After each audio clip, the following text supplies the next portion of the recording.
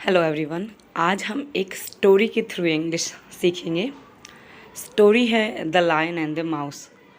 इससे आपकी vocabulary strong होगी, प्लस आपको ये पता लगेगा कि किस सिचुएशन में हमें किस तरह से सेंटेंस यूज़ करना होता है। Okay, so let's start.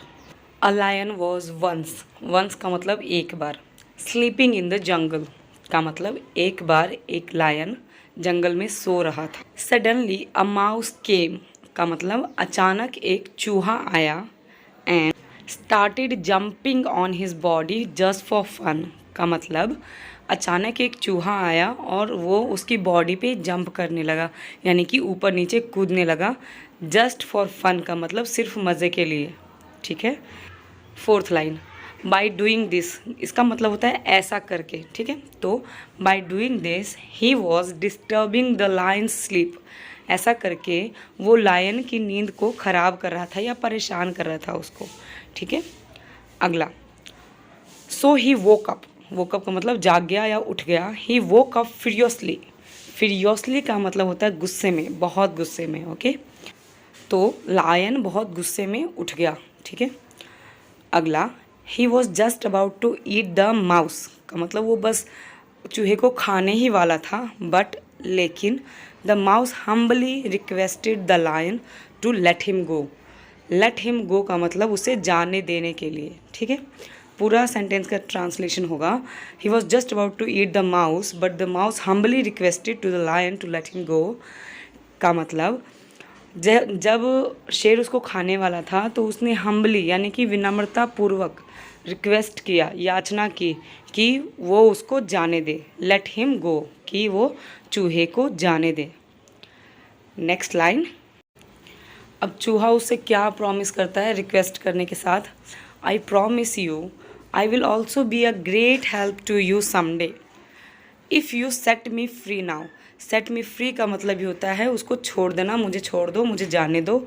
Now अभी। ठीक है, कि मैं वादा करता हूँ आपसे, मैं भी किसी दिन आपके लिए बहुत बड़ी मदद बनूंगा, बहुत बड़ी मदद साबित होऊंगा। If you set me free now, अगर तुम मुझे अभी जाने दो।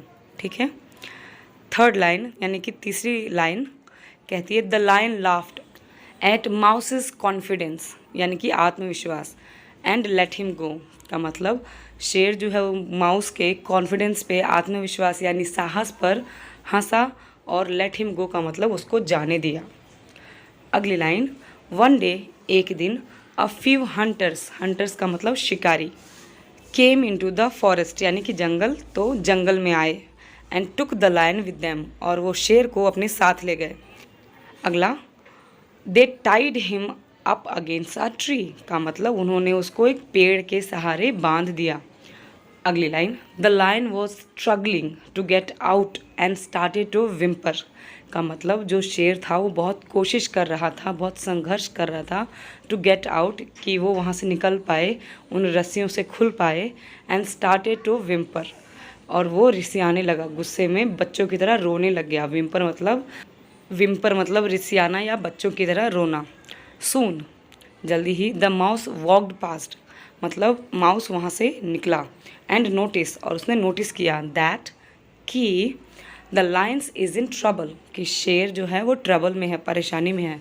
सो इमीडिएटली तो तुरंत ही उसने क्या किया, ही रैन एंड नॉड। नॉड का मतलब होता है कुतरना, इसमें जी जो है वो साइलेंट होता है, हम एन से पढ़ना शुरू करते हैं। Okay, gnawed on the ropes यानी कि रस्सियों पे उसने कुतरना शुरू कर दिया। क्यों? To set the lion free ताकि वो लायन को छुड़ा पाए, वहाँ से भगा पाए, निकाल पाए। आखिरी line, both of them escaped into the jungle का मतलब दोनों, बोथ ऑफ दैम वो दोनों, उनमें से दोनों यानी कि शेर और माउस, इस्केप्ड यानी कि भाग गए। कहाँ भाग गए?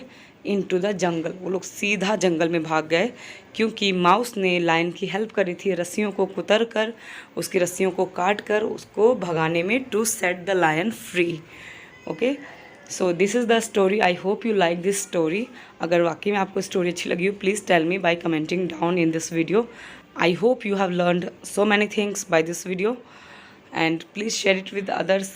Do tell this story to your kids so that their English can be improved also. Thank you so much for watching this video till the end.